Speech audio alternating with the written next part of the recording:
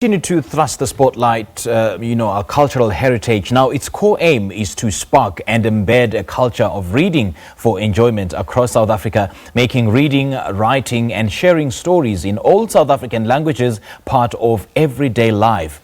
That's South Africa's Reading for Enjoyment campaign, known as Nalibali, which is Xhosa for Here's the Story. As we celebrate Heritage Day on Tuesday, we'd like to establish whether there's a relationship between the culture of reading and whether it can expand our knowledge of our heritage. And to tell us more, we joined from our Sea Point studios by Barbara Meyer, who is the Senior Communications Officer at Nalibali. Barbara, a very good morning and a warm welcome to Morning Live. Good morning.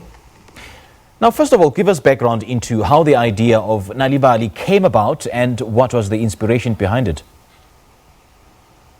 Well, Nalibali started 7 years ago in 2012, and that was because if you take a look at the history of South Africa, there was always just a focus on the two languages, English and Afrikaans. So indigenous languages suffered because of it, and children didn't grow up reading in their mother tongue. It came about so that we could actually spark an interest in young children and in the families to be reading in their mother tongue. So that started 7 years ago, and since then the campaign has grown. And since the establishment of this campaign, how do you think you have fared in terms of achieving your aims? Which one of them is sparking and embedding a culture of reading for enjoyment across South Africa? Well, in the past 7 years, there's been, at the moment we have about 4,000 active reading clubs all over South Africa. We've trained about 30,000 literacy activists to go about and to just, start reading clubs and to get books to kids and to speak to them in their mother tongue. So irrespective of where you are and what you speak, there will be somebody close to you that will be able to start a club with you and just to be able to read with you and to get the spirit and of reading to the kids. And I suppose we still need to establish whether there's a relationship between the culture of reading and whether it can expand our knowledge of our own heritage, isn't it? Yes, it is. As I was saying before, books were only written really in English and Afrikaans in South Africa. So indigenous languages suffered, and there was very little actually written and very little work produced in indigenous languages. So with the culture, we are busy changing so that we're encouraging people to be writing stories about their own various cultures. So what that is a very the indigenous languages have a very rich storytelling background, and to be able to bring that back with young people, and also for them to be able to see it in a written form. So before it was only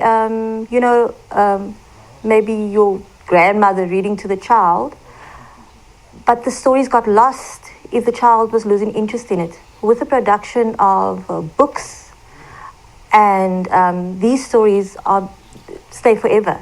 So just imagine now that we can actually produce so many more books in African languages, in indigenous languages, retelling stories that we will never forget because it's now in writing as well. Yeah, and how has your campaign ensured that mother tongue languages are not left out and the focus is not only on English? Well, we produce supplements in 8 of our languages, and we have audio stories as well in all official, in all the 11 languages. So that is how we make sure it is not left out. Also, we have 4,000 active reading clubs all over South Africa. And when we do our training, we make sure that our trainers run the training in the mother tongue. So that is how we make sure that the reading and the storytelling is in our mother tongue. And there's so many benefits of learning to read in your mother tongue, because then you begin to understand language and how language is structured at a very early age. And without even knowing it, you start understanding abstract concepts and how you start thinking. And you start to see your own mother tongue, what your parents and your grandparents are busy talking about. You see it in writing in an equal status that you would see English, which is sometimes seen as like the main language. So it becomes an equal status, and with that the confidence grows as well. And confidence and learning and understanding, it all just goes together. Yeah, in as much as learning your mother tongue or doing everything in your own mother tongue does not take away the fact that children cannot learn English. So do you support calls that the medium of instruction should be mother tongue or cultural or the indigenous languages, because children tend to grasp it much better if it's taught in their own language? Yes, it is. That is the case. I think that South Africa has to grow a lot more.